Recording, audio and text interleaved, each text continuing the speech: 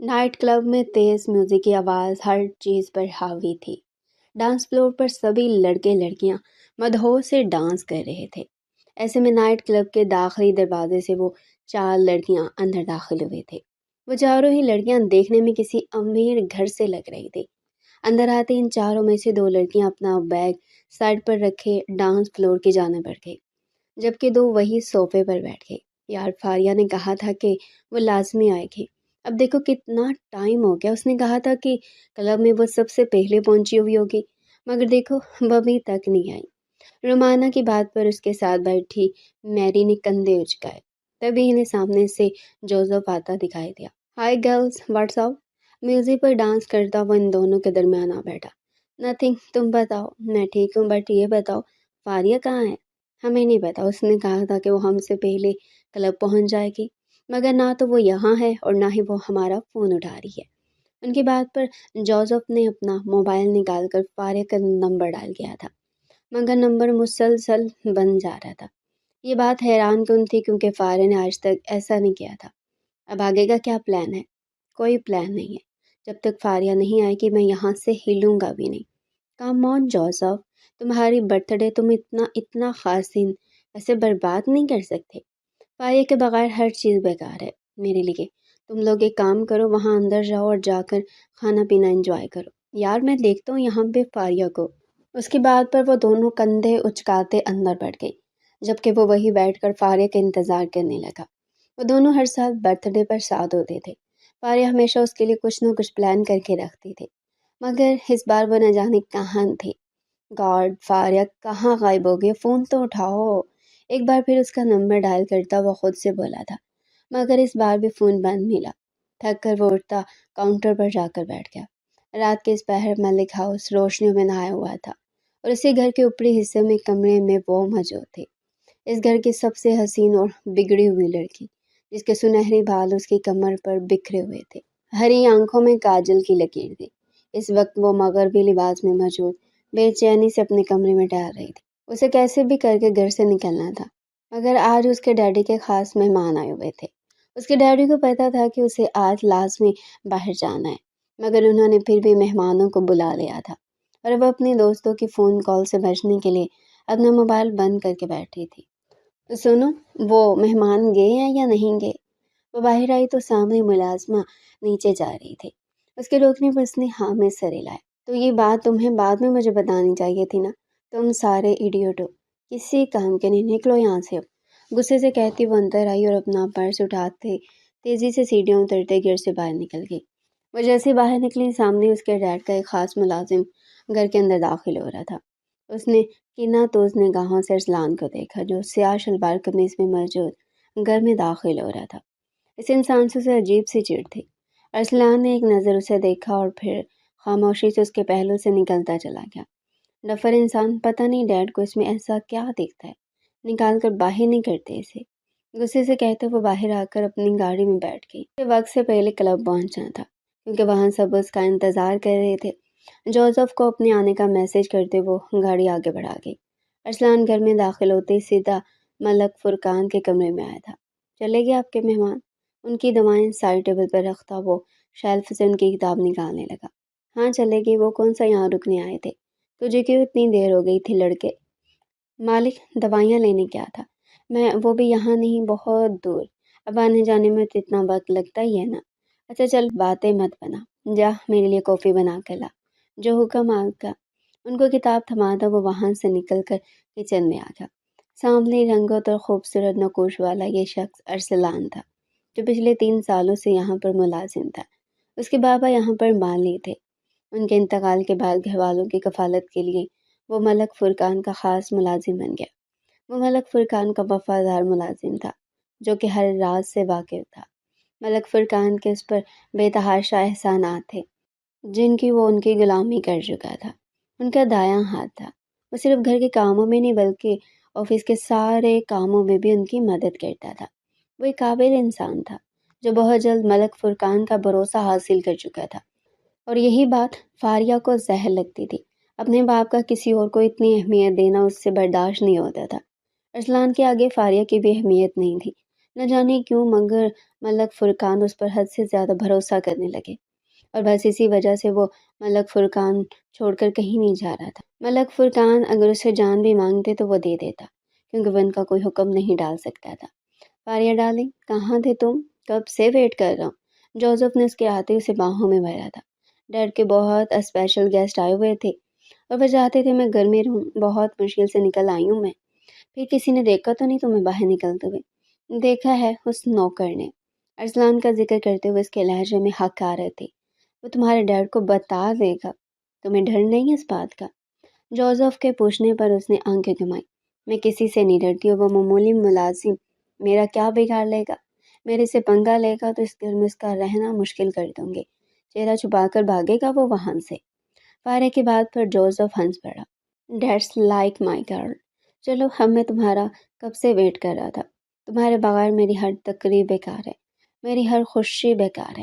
سمجھ میں آئی؟ فاریہ کے گال پر پیار کرتا وہ اس کا ہاتھ تھامے اندر بڑھ گیا۔ جوزف کی بات پر اس کا ہاتھ تھامے وہ کلب میں داخل ہوئے تھے، جہاں طوفان بدتمیزی مچا ہوا تھا۔ تیز میوزک کانوں کے پردے پھاڑ رہا تھا، ایسے میں اس کے سبھی دوست اس کا انتظار کر رہے تھے۔ اس کے ہاتھ ہی جوزف نے اس کا ہاتھ تھام کر کیک کاٹا تھا۔ آج کا دن بہت خاص تھا اور وہ اسے مزید خاص بنا رہا تھا۔ ایک دوسرے کی باہوں میں باہیں ڈالے وہ ڈانس فلور پر ڈانس کر رہے تھے۔ انہیں کسی چیز کا ہوش نہیں تھا، اور ہوش بھلا ہوتا بھی کیوں؟ آخر انہیں کب کسی چیز سے فرق پڑتا تھا؟ جوزف کے لیے فاریہ ساتھ گزارا ہر ایک لمحہ بہت خاص تھا، اور وہ ان لمحوں کو مزید خاص بنانا چاہتا تھا۔ You are my everything darling. Faria کے چہرے پر آئے بال سمیٹتا وہ اسے مسکرانے پر مجبور کر دیا۔ وہ دونوں ایک دوسرے میں گم تھے، یہ جانے بغیر کہ آنے والا وقت دور کھڑا ان کا مذاق اڑا رہا ہے۔ پوری رات کلب میں انجوائے کرنے کے بعد وہ صبح ہونے سے پہلے گھر میں داخل ہوئے تھے، مگر گھر میں داخل ہوتے اس کا سب سے پہلے سامنا ارسلان سے ہوا تھا، جو لون میں نہ جانے کیا کر رہا تھا۔ اسے دیکھ ایک دم تھما۔ ارسلان کو اپنے سامنے دیکھ نشے میں دھت فاریہ کے ماتھے پر بل پڑے تھے۔ اپنی شکل کم سے کم دکھایا کرو مجھے، تم دو کوڑی کے ملازم، ہٹو سامنے سے میرے۔ ارسلان کو کہتے وہ آگے بڑھنے لگے، مگر اس کے قدم بری طرح لڑکھڑائے تھے۔ ارسلان نے اسے تھاما نہیں تھا۔ دکھتا نہیں ہے میں گرنے والی تھی، لگتا ہے تم چاہتے ہو کہ میں گر جاؤں اور مر جاؤں، ہے نا؟ فاریہ بی بی آپ نشے میں جائیں حرام کریں۔ تم ہوتے کون ہو مجھے بتانے والے کہ مجھے کیا کرنا چاہیے اور کیا نہیں؟ وہ بات کا الٹا مطلب نکال رہی تھی۔ ارسلان گہرا سانس بھر کر رہ گیا۔ میں آپ کو کچھ نہیں بتا رہا ہوں، آپ کو جو ٹھیک لگ رہا ہے نا وہ کرے، اب ٹھیک ہے؟ آئندہ میرے سامنے مت آنا تم۔ ارسلان کو وارننگ دیتے وہ آگے بڑھی تھی، مگر اس کے پیر ایک بار پھر لڑکھڑائے تھے اور وہ پورے قد کے ساتھ زمین بوس ہوئے تھے۔ اف، میرے سر پر لگ گئی۔ سر پکڑے وہ رونے جیسے ہو گئی تھی۔ ارسلان نے آنکھیں گھما کر اسے دیکھ، اسے نشہ ہینڈل ہی نہیں ہوتا تھا، مگر پھر بھی وہ نشہ کرنے کی کوشش کرتے تھے۔ ارسلان کو اس سے چڑ سی تھی۔ وہاں کھڑے میرا منہ کیا دیکھ رہے ہو؟ نوکر ادھر آ، میری مدد کرو۔ ارسلان کو تو دل کیا اسے وہیں چھوڑ کر چلا رہا ہے، مگر ملک فرقان کی وجہ سے وہ مجبور تھا۔ آگے بڑھ کر فاریہ کو باہوں میں اٹھاتا وہ اندر بڑھا تھا۔ فاریہ نے اس کی گردن کے گرد مضبوطی سے دونوں ہاتھ باندھے ہوئے تھے۔ میں جانتی ہوں تم مجھے ناپسند کرتے ہو، لیکن دیکھو مجھے گرانا مت، میری اتنی جلدی مرنا نہیں چاہتی میں۔ ارسلان کے کان میں سرگوشی کرتی وہ خود ہی اپنی بات پر ہنسی تھی۔ ارسلان اسے بس دیکھ کر رہ گیا۔ اگر وہ جان لیتی وہ کیا کر رہی ہے تو یقیناً غصے سے پاگل ہو جاتی، شرم سے ڈوب مرتی۔ اس کے کمرے میں آ کے دروازہ ٹھوکر سے کھولتا وہ فاریہ کے لیے بیڈ پر آیا اور اسے بیڈ پر پھینکنے کے انداز میں لٹایا تھا۔ ایک ان کے والد محترم ہے جنہیں صرف کمانے سے مطلب ہے، اور ایک یہ ہے جو اپنے باپ کی عزت نلانے پر تلی ہوئی ہے۔ پتہ نہیں کیا ہوگا ان دونوں باپ بیٹی کا۔ تعصب سے سوچتا وہ اس پر بلینکٹ پھینکتا خود کمرے سے باہر نکل گیا، جبکہ فاریہ کروٹ لینے کے چکر میں بری طرح بیڈ پر گری تھی کہ تکلیف سے اس کی چیخ نکل گئی۔ جبکہ فاریہ کروٹ لینے کے چکر میں بری طرح بیڈ پر سے گری تھی کہ تکلیف سے اس کی چیخ نکل گئی۔ کمرے کے باہر کھڑے ارسلان نے افسوس سے سر ہلایا تھا۔ اس کے باپ جتنا اس کی فکر کرتا تھا وہ اتنا ہی ان کے لیے مشکلات کھڑی کرتی تھی، مگر وہ کچھ نہیں کر سکتا تھا کیونکہ وہ صرف ایک نوکر تھا۔ اگلی صبح فاریہ کی آنکھ کھلی تو اس کا سر بری طرح سے درد کر رہا تھا۔ دکھتے درد کو تھامے وہ سہارے سے اٹھ کر بیٹھی، مگر درد تھا کہ کم ہونے کا نام ہی نہیں لے رہا تھا۔ رات کی کوئی بات اسے یاد نہیں تھی، وہ اکثر ایسا ہی ہوتا تھا۔ اس کے دوست اس کی ڈرنک میں ہمیشہ کچھ ملا دیتے تھے اور وہ بے وقوف بن جاتی تھی۔ اس کے ماتھے پر بل پڑے ہوئے تھے۔ اپنا موبائل اٹھائے اس نے جوزف کا نمبر ڈائل کیا جو مسلسل بن جا رہا تھا۔ بمشکل اٹھ کر فریش ہوتے وہ کمرے میں آئی، تبھی ملازمہ اس کے کمرے میں داخل ہوئی تھی۔ فاریا بی بی، آپ کو صاحب بلا رہے ہیں، تم جاؤ، میں آ رہی ہوں۔ اسے جواب دیتے وہ سائڈ ٹیبل پر رکھی اپنی بلیک کافی پینے لگے۔ مگ سائڈ پر رکھتے وہ نیچے اپنے ڈیڈ کے روم میں آئی تھی جو کسی فائل کو دیکھ رہے تھے۔ اسے آتی تھی فائل سائڈ رکھتے انہوں نے اسی لیے جگہ بنائی۔ کل سہیل آیا تھا، کافی عرصے بعد، مجھے اچھا لگا تم نے میری بات مانی اور رکی۔ Come on dad, what's a big deal, relax انداز میں کہتے اس نے صوفے سے ٹیک لگائی۔ کل سہیل نے ایک بات مجھ سے کی اور میرا جواب مانگا، مگر تمہاری مرضی کے بغیر مجھ سے کوئی جواب نہیں دے سکتا تھا۔ ڈیڈ اتنی پہیلی کی طرح کیوں بات کر رہے ہیں؟ کہیں، کیا کہنا ہے؟ سہیل چاہتا ہے تمہاری اور اس کے بیٹے کی شادی۔ Dad please don't say anything. Faria, میری پوری بات سنو پلیز ڈیڈ، آپ کی کسی بھی بزنس ڈیل کا حصہ نہیں بنانا مجھے۔ سہیل انکل کے بیٹے میں ذرا سا انٹرسٹ نہیں ہے تو پلیز مجھے ان سب سے دور رکھیں۔ فاریہ، میں نے تمہیں انکار کرنے کا نہیں کہا۔ او کم آن ڈیڈ، ابھی آپ نے کہا کہ میرا فیصلہ جاننا تھا۔ آپ کو تو سنے میری طرف سے صاف انکار ہے۔ اس کی ہر درمی پر ملک فرقان کا دماغ گھوم کر رہ گیا تھا۔ تم سے پوچھنا میری غلطی تھی، اب میں وہ کروں گا جو میرا دل کرے گا۔ میں سہیل کو ہاں کہنے والا ہوں اور تمہیں اس کے بیٹے سے شادی کرنی ہوگی۔ ہرگز نہیں، آپ مجھے فورس نہیں کر سکتے، میں کبھی بھی اس انسان سے شادی نہیں کروں گی۔ انہیں اپنا فیصلہ سناتے وہ تیزی سے کمرے سے نکل رہی تھی۔ جب وہ اندر داخل ہوتے ارسلان سے بری طرح ٹکرائے۔ اندھے ہو، دیکھ کر نہیں چل سکتے تم؟ 2 ٹکے کے ملازم۔ اپنا سارا غصہ ارسلان پر اتارتے وہ وہاں سے واک آؤٹ کر گئی، جبکہ ارسلان ماتھے پر بل ڈالے اس سے جاتا دیکھنے لگا۔ یہ تمہارے ڈیڈ کو آخر کیا ہو گیا ہے؟ اچانک شادی کہاں سے آ گئی بیچ میں؟ میں نہیں جانتی، مجھے کچھ نہیں سمجھ آ رہا، مگر میں کبھی یہ شادی نہیں کروں گی۔ بالکل بھی کرنے کی ضرورت نہیں ہے فاریہ، میں تمہیں کسی اور کا ہوتے نہیں دیکھ سکتا، سمجھ آ رہی ہے نا؟ فاریہ کا ہاتھ ہمیں جوزف اس کے قدموں میں بیٹھ گیا۔ جانتی ہوں جوزف، اس لیے میں کبھی یہ شادی نہیں کروں گی، اس لیے چاہے مجھے کچھ بھی کرنا پڑے۔ فاریہ، اگر تمہارے ڈیڈ نہیں مانتے تو میں تمہیں بھگا کے لے جاؤں گا یہاں سے، بہت دور، جہاں سے ہم صرف دونوں ہوں گے۔ مجھے تم پر یقین ہے جوزف، میرا کبھی یقین نہیں توڑنا پلیز۔ میں تم سے خود سے زیادہ محبت کرتا ہوں، میں مر جاؤں گا مگر تمہارا بھروسہ کبھی نہیں توڑوں گا، میرا یقین کرو۔ اس کے دونوں ہاتھ تھامے وہ اسے اپنے ذات کا یقین دلا رہا تھا۔ میں آج ڈیڈ سے بات کروں گی ہمارے بارے میں نہیں جانتی کہ ان کے دماغ میں آخر کیا چل رہا ہے، لیکن جو بھی ہو میں ان کی بات نہیں مانوں گی۔ وہ اپنا فیصلہ کر چکے تھے، ایک بار جو وہ سوچ لیتی تھی وہ کر کے ہی دکھاتی تھی۔ وہ یونیورسٹی سے گھر آئی تو ملک فرقان سامنے لانچ میں بیٹھے تھے اور ان کے ساتھ ان کے خاندانی جولر بیٹھے تھے۔ ارے آجو فاریہ بیٹا، دیکھو میں نے انکل کو بلایا، تمہیں جو بھی پسند آ رہا ہے نا تم اپنے لیے سلیکٹ کر لو۔ نو تھینکس ڈیڈ، مجھے کچھ بھی نہیں چاہیے۔ کیوں نہیں چاہیے بیٹا؟ اگلے ہفتے تمہاری شادی اور تمہیں شادی میں زیور تو تمہیں دوں گا ہی نا۔ مجھے ان سب معاملوں کی زیادہ معلومات نہیں ہے، اس لیے تمہیں جو بھی سیٹ وغیرہ پسند آ رہا ہے نا تم دیکھ لو اپنے لیے۔ ان کی بات پر اس کے سر پر دھماکہ ہوا تھا۔ ڈیڈ ڈونٹ ڈو دس، اس نے انہیں وارننگ دینی چاہیے، جس پر وہ آنکھیں گھما کے، جاؤ آرام کرو، یہ سارے کام میں خود ہی دیکھ لوں گا۔ اس کو جانے کا اشارہ کرتے وہ خود جولر انکل کے ساتھ مصروف ہو گئے، جبکہ وہ پیر پر رکھتی اپنے کمرے میں آ گئی۔ اپنے کمرے میں آتی اس نے ہاتھ میں موجود بیگ دیوار پر دے مارا۔ آپ جو چاہتے ہیں وہ میں ہرگز نہیں کروں گی، میں کبھی آپ کی پسند سے شادی نہیں کروں گی۔ آج تک میں چپ تھی لیکن اب میں چپ نہیں رہوں گی۔ وہ کمرے میں جلے پیر کے بلی کی طرح ادھر ادھر گھوم رہی تھی۔ جب کچھ بند نہیں پڑا تو وہ غصے سے اپنے کمرے سے باہر نکلی۔ اس کا رخ ملک فرقان کے کمرے کی جانب تھا۔ مجھے آپ سے بات کرنی ہے ڈیڈ۔ ان کے کمرے میں داخل ہوتے اس نے سینے پر ہاتھ باندھ کر اپنے باپ کو دیکھا۔ اگر تم یہ کہنے آئی ہو کہ تم یہ شادی نہیں کر سکتی تو مجھے یہ سب سننے میں بالکل بے دلچسپی نہیں ہے۔ میں تمہاری شادی طے کر چکا ہوں، اور اگر تم نے مجھے زیادہ تنگ کیا نہ فاریہ تو جو شادی ایک ہفتے بعد ہو رہی ہے نا وہ میں کل کے کل ہی کروا دوں گا۔ آپ مجھے دھمکی نہیں دے سکتے، نہ ہی آپ میری زبردستی کسی کے ساتھ شادی کروا سکتے ہیں۔ یہ میری زندگی ہے، مجھے جس سے شادی کرنی ہے نا اس بات کا فیصلہ میں کروں گی۔ آپ کو سمجھ آ رہی ہے میری بات؟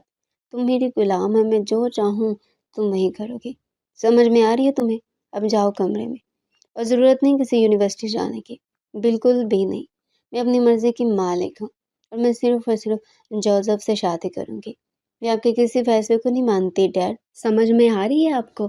میرے نزدیک آپ کے سارے فیصلے فضول ہیں۔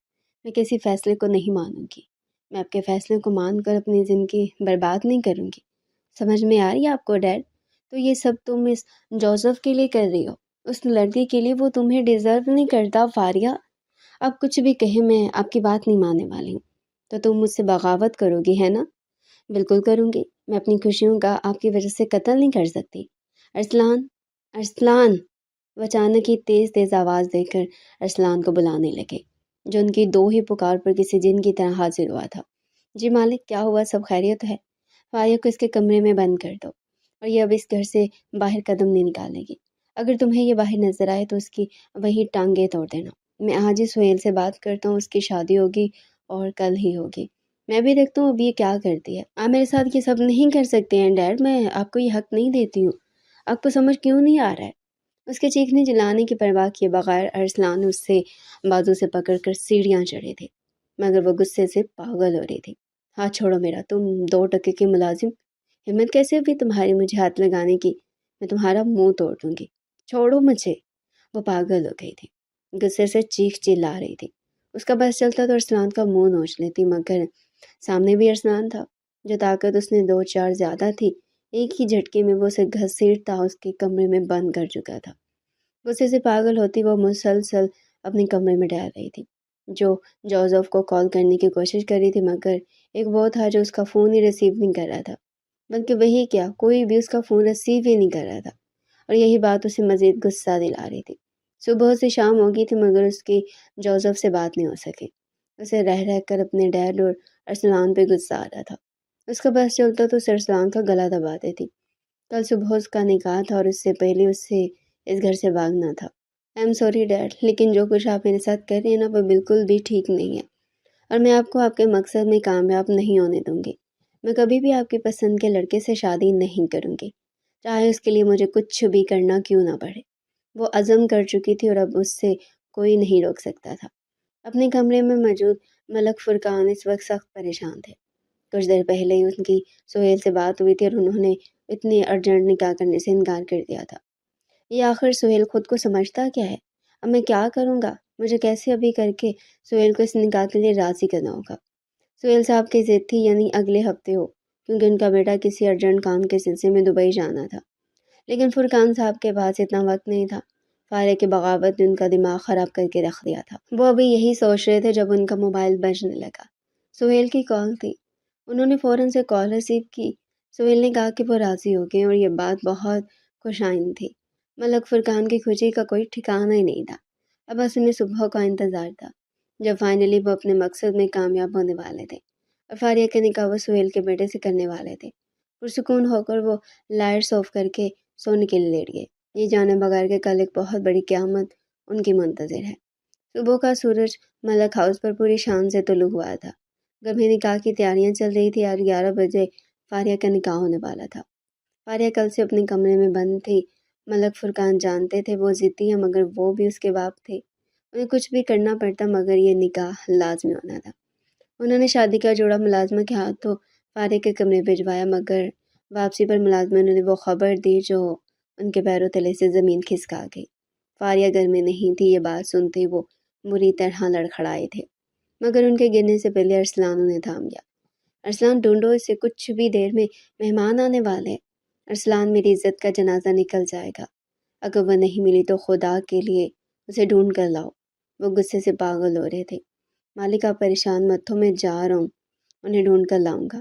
اپنی طبیعت خراب کرنے کی آپ کو ضرورت نہیں ہے، پلیز۔ انہیں ہدایت دیتا وہ فاریہ کو ڈھونڈنے کے لیے نکل پڑا تھا۔ وقت گزرتا جا رہا تھا، مگر فاریہ کو کوئی اتا پتہ نہیں تھا۔ وہ نہ جانے کہاں غائب ہو گئی تھی۔ ارسلان نے اس کے ہر ایک دوست سے بات کی تھی، مگر کسی کو بھی فاریہ کے بارے میں کچھ نہیں پتا تھا۔ دوسری طرف ملک فرقان کی حالت بگڑتی جا رہی تھی۔ ان کے مہمان آنے لگے تھے۔ کچھ ہی دیر میں سہیل کی فیملی نکاح کے لیے ملک ہاؤس آنے والی تھی، مگر دلہن کا کوئی اتا پتہ ہی نہیں تھا۔ ارسلان ابھی فاریہ کو ڈھونڈ ہی رہا تھا جب اس کا موبائل بجنے لگا۔ اسے موبائل جیب سے نکال کر دیکھا جہاں ملک فرقان کی کال آ رہی تھی۔ اسے جیسے کال ریسیو کی، دوسری جانب سے ملک فرقان کی آواز اس کے کانوں سے ٹکرائی۔ ارسلان، کیا ہوا؟ فاریہ ملی؟ سہیل کا فون آیا تھا، وہ لوگ نکل چکے ہیں اور کبھی بھی گھر آنے والے ہیں۔ مالک، میں نے ہر جگہ معلوم کروا لیا مگر وہ کہیں نہیں ہے۔ میں انہیں ڈھونڈنے جا رہا ہوں، اسٹیشن، ایئرپورٹ، ہر جگہ، جہاں جہاں امید ہے کہ وہ مل سکتی ہے۔ آپ بالکل بھی پریشان مت ہو۔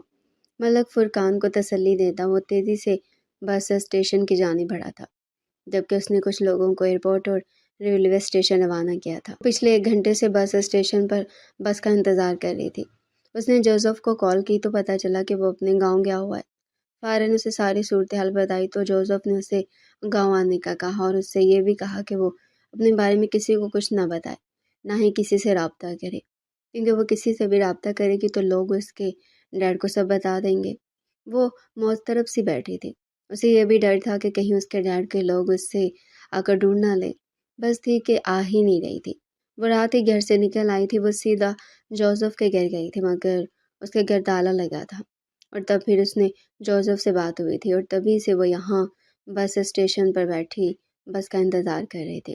گھڑی کی سوئیاں تیز رفتاری سے گزر رہی تھی مگر شاید اس کی قسمت میں بھاگنا نہیں تھا، کیونکہ بس آنے سے پہلے اسے سامنے سے ارسلان آتا دکھائی دیا۔ اس سے پہلے وہ بھاگتی کچھ ہی قدم اٹھاتے ارسلان اس تک پہنچ چکا تھا۔ فاریہ بی بی، گھر چلیے، مالک آپ کا انتظار کر رہے ہیں۔ ارسلان ہر درجہ اپنا لہجہ نرم رکھنے کی کوشش کی تھی مگر فاریہ اس کے سننے کو تیار ہی نہیں تھی۔ اسے دھکا دے کر بھاگنے لگی جب ارسلان اس سے کندھے پر اٹھایا تھا اور بنا کسی کی پرواہ کیے وہ اسے لیے گاڑی تک آیا اور گاڑی میں ڈالتے اسے گاڑی سٹارٹ کی تھی۔ وہ فاریہ کو لیے جیسے ہی گھر میں داخل ہوا تو اسے حیرت کا جھٹکا لگا تھا، کیونکہ ساری تیاری اجڑ چکی تھی۔ ملک فرقان ہاتھوں میں سر گرائے سامنے بیٹھے تھے۔ فاریہ کو اپنے سامنے دیکھ وہ غصے سے اس کے پاس آئی اور اس کے منہ پر رکھ کر ایک تھپڑ مارا۔ مارے صدمے کے فاریہ نے اپنے باپ کو دیکھا۔ مولوی آ چکے ہیں ارسلان، میں چاہتا ہوں تم اس سے نکاح کرو اور لے جاؤ اسے منزلوں کے سامنے سے۔ نفرت کرتا ہوں میں اس سے، میں ایسا نہیں کر سکتا مالک، آپ مجھے کچھ بھی کہیں میں کروں گا مگر میں فاریہ بی بی سے نکاح نہیں کر سکتا۔ ارسلان کا انکار فاریہ کے انا پر چابے کی طرح لگا تھا مگر ملک فرقان نے ارسلان کے آگے ہاتھ جوڑ دیے۔ وہ فاریہ کو کسی بھی حال میں اپنے گھر میں رکھنے کو تیار نہیں تھے۔ میں کبھی بھی اس 2 ٹکے کے ملازم سے شادی نہیں کروں گی۔ ڈیڈ، میں مننا پسند کروں گی مگر اس سے شادی نہیں کروں گی۔ بکواس بند کرو اپنی، تمہیں تو یہ نکاح کرنا ہی پڑے گا ورنہ میں تمہیں اپنی جائیداد سے آگ کر دوں گا۔ 1 روپیہ نہیں دوں گا تمہیں، پھر میں بھی دیکھتا ہوں اس دنیا میں کون تمہیں قبول کرتا ہے۔ ان کی دھمکی کا اثر ہوا تھا، نہ چاہتے ہوئے بھی اسے ارسلان سے نکاح کرنا پڑا۔ وہ اس دنیا میں بنا محبت کے رہ سکتی تھی مگر بنا پیسے کے تو وہ کبھی نہیں رہ رہی تھی۔ کچھ ہی دیر میں اس کا ارسلان سے نکاح ہو گیا۔ ارسلان اس کی زندگی کا مالک بن گیا۔ فاریہ اس سے نفرت کرتی تھی، بے انتہا نفرت۔ نکاح ہونے کے بعد فاریہ اپنے کمرے میں بند ہو گئی جبکہ ارسلان ملک فرقان کے ساتھ ان کے کمرے میں آ گیا۔ اسے ان سے ضروری سی بات کرنی تھی۔ مالک، آپ سے ایک بہت ضروری بات کرنی ہے۔ اب مالک مت بولو۔ ارسلان، اب میں تمہارا بھی باپ ہوں جیسے فاریہ کا باپ ہوں۔ میں فاریہ کو اپنے ساتھ اس جگہ نہیں رکھ سکتا۔ آپ نے جو فلیٹ مجھے دیا تھا نا، میں فاریہ کو وہاں لے جانا چاہتا ہوں، کیونکہ اب وہ آپ کی بیٹی نہیں ہے، وہ میری بیوی ہے۔ تمہیں جیسا ٹھیک لگے ویسا کرو، میں تم دونوں کے معاملات میں نہیں بولوں گا۔ ان کی طرف سے کھلی اجازت تھی۔ کل سے تمہیں میرے پرسنل کام کرنے کی کوئی ضرورت نہیں ہے۔ تم میرا آفس سنبھالتے ہو، تم سے وہی کروں گے، جیسا آپ کا حکم۔ ان کو الوداع کہتا وہ فاریہ کے کمرے کی جانب بڑھا تھا تاکہ اسے لے جا سکے مگر وہ دروازہ کھولنے کو تیار ہی نہیں تھی۔ ڈپلیکیٹ کی سے دروازہ کھولتا وہ بنا فاریہ کی ایک بھی بات سنے سے کندھے پر اٹھاتا نیچے اترتا چلا گیا۔ وہ چیخ رہی تھی، چلا رہی تھی، اسے ارسلان کے ساتھ نہیں جانا تھا مگر وہاں کوئی ایک اس کی مدد کے لیے تیار نہیں تھا۔ اسے گاڑی میں ڈالتا وہ ڈرائیونگ سیٹ سنبھال چکا تھا۔ ملازموں نے جلدی سے فاریہ کا سارا سامان ارسلان کی گاڑی میں رکھا تھا۔ اسی لیے سیدھا اپنے فلیٹ میں آیا تھا۔ ہمت کیسے ہوئی تمہاری میرے ساتھ اس قدر برا رویہ اختیار کرنے کی؟ منہ توڑ دوں گی میں تمہارا ارسلان۔ اس کی بات پر ہنستا وہ آہستہ آہستہ اپنے قدم اس کی جانب بڑھانے لگا۔ خبردار، اگر تم میرے قریب آئے یا کوئی حق جتایا، تم ایک معمولی انسان ہو، تمہاری اتنی اوقات نہیں۔ ارسلان کو کمرے میں گھستے دیکھ فاریہ نے نفرت سے کہا تو ارسلان کا دماغ گم گیا۔ فاریہ اس کے مالک کی بیٹی تھی جو گھر سے بھاگتی ہوئی پکڑی گئی تو اس کے باپ نے سزا کے طور پر فاریہ کی شادی ارسلان سے کی تھی۔ ارسلان کو فارغ جیسی لڑکیوں سے نفرت تھی، پر مالک کے حکم سے مجبور ہو کر اس نے شادی کی تھی۔ میں تمہیں بتاتا ہوں کہ تمہاری جیسی لڑکیوں کی کیا اوقات ہوتی ہے، غصے سے کہتے ارسلان نے اسے بیڈ پر دھکا دیا اور اگلے ہی لمحے فارغ کی چیخیں بلند ہوئی تھی، کیونکہ ارسلان اپنا حق لینا بہت اچھے سے جانتا تھا۔ وہ فارغ کو وقت دے کر اسے اپنے سر پر چڑھانا نہیں چاہتا تھا، اور آج فارغ کو اچھے سے احساس ہو گیا تھا کہ اس کی اوقات کیا ہے۔ صبح اس کی آنکھ کھلی تو ارسلان کمرے میں نہیں تھا۔ گھڑی دن کے 2 بج آ رہی تھی۔ کل رات کے بعد سے ارسلان کے لیے اس کی نفرت مزید بڑھ گئی تھی۔ وہ شخص نرمی یا رحم کے قابل نہیں تھا، اتنا تو اس نے جان لیا تھا۔ وہ باہر آئی تو ارسلان کہیں نہیں تھا، شاید وہ اپنے کام پر جا چکا تھا۔ پورا دن اس کا بے چینی میں گزرا۔ دن کا کھانا باہر سے آیا تھا۔ وہ حیران تھی کہ ارسلان نے اس کے لیے کھانا بھیجا ہے، مگر بھوک کی وجہ سے وہ کھانے سے ناراض نہیں ہو سکتی تھی۔ اس نے خاموشی سے کھانا کھا لیا۔ اس نے سوچ لیا تھا کہ وہ ارسلان کو اپنے قریب آنے کا ذرا سا بھی موقع نہیں دے گی، اسی لیے رات کا کھانا جلدی کھا کر وہ ارسلان کے گھر آنے سے پہلے اپنے کمرے میں لاک ہو کر بیٹھ گئی۔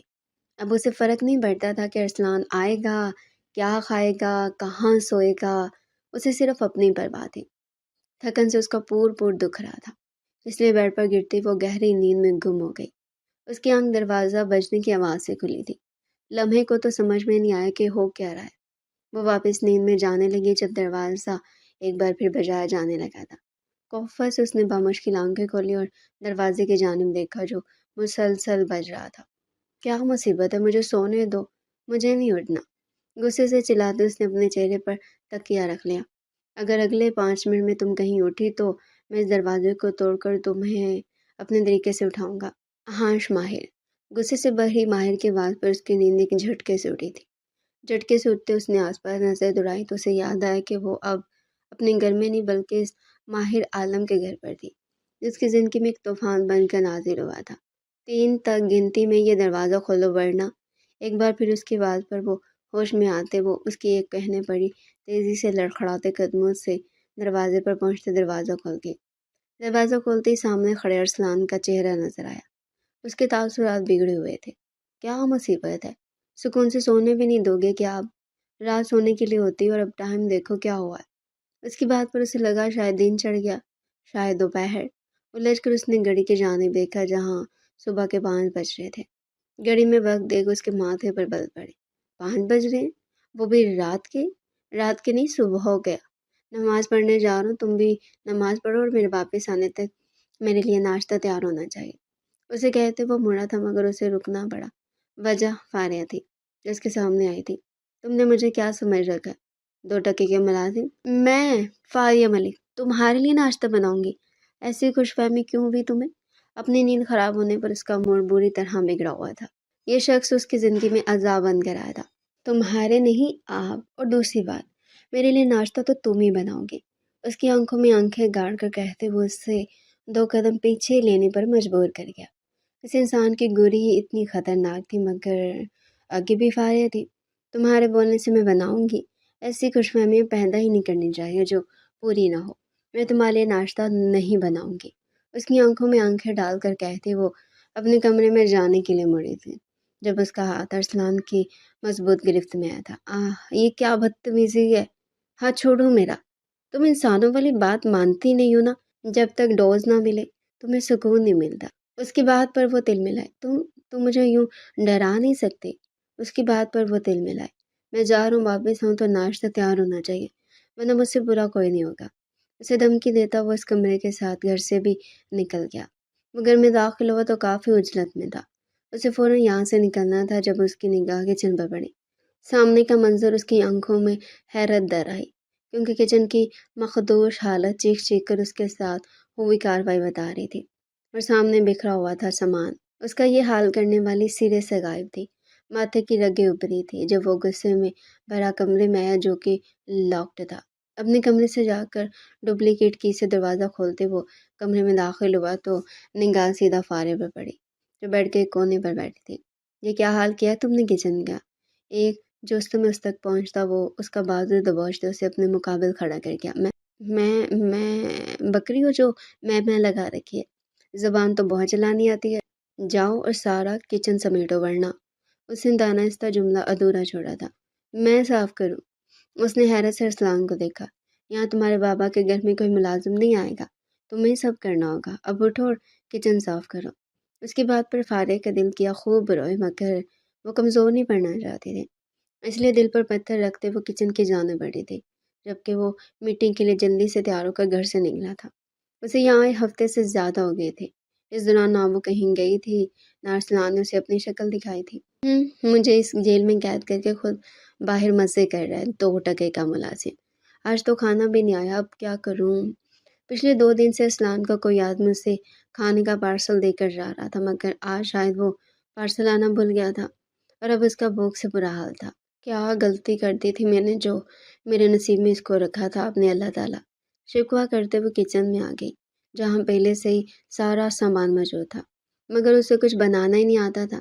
لیکن پیٹ کی خاطر اسے کچھ نہ کچھ تو اپنے لیے بنانا ہی تھا۔ نہ اس کے پاس موبائل تھا جہاں سے وہ ریسپی دیکھ سکتی، اس لیے وہ اپنے لیے ایک سادہ سا انڈا بنانے لگی جو اس نے ہمیشہ ملازمہ کو بناتے دیکھا تھا۔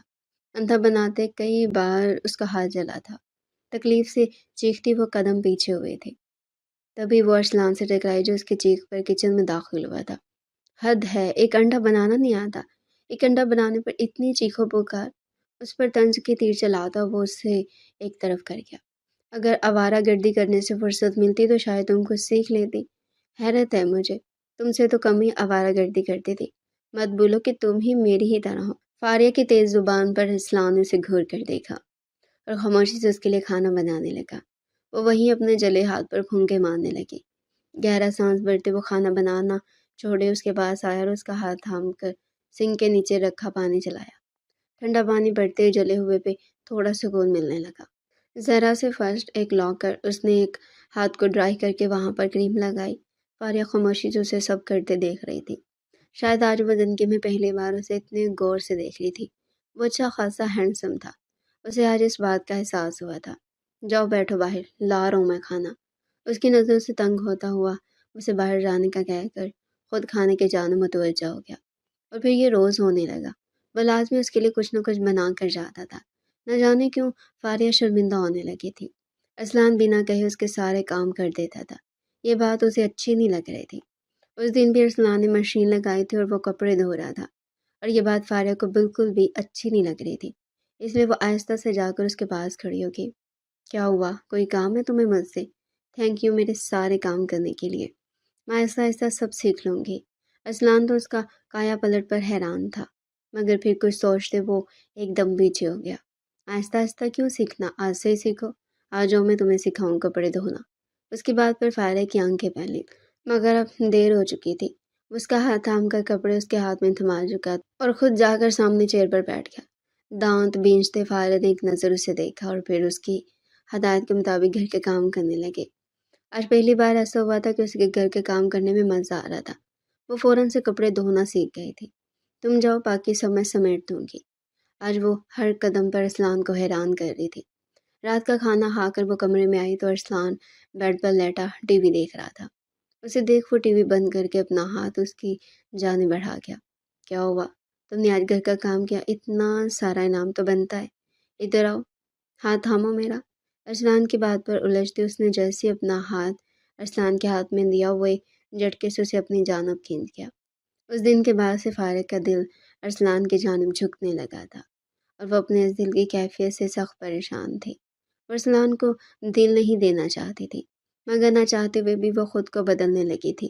وہ ارسلان کے لائے کپڑے پہنتی تھی، اس کے لیے کھانا بنانے کی کوشش کرتی تھی، اور یہ سب ارسلان سے چھپا ہوا تو ہرگز نہیں تھا۔